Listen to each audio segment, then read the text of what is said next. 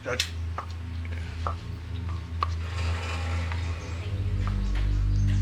You're welcome, babe. Salamat, Miguel. So tell me, Brando, anong balita? Kakausap ko lang kay Cabo, Judge. Hindi pa nila natutunton ang grupo ni Norman. Hindi problema yan. I assure you, babalik din dito yan. Judge, para lang alam ko, ano ba itong sinasabi niyong plano na mapapabalik niya sina Mercy at si Norma dito sa Rosario?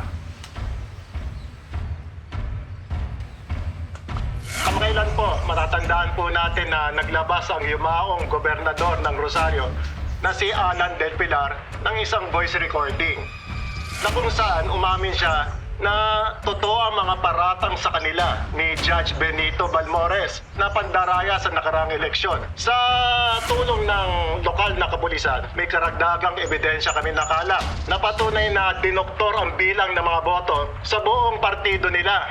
Dahil dito, idedeklara ang gobernador ng Rosario ang pangalawa sa pinakamaraming boto sa eleksyon na si Mercy Balmores.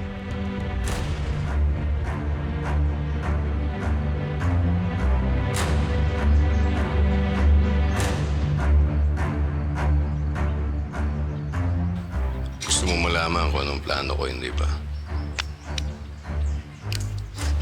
Sigurado ko, babalik at babalik dito sina Norman.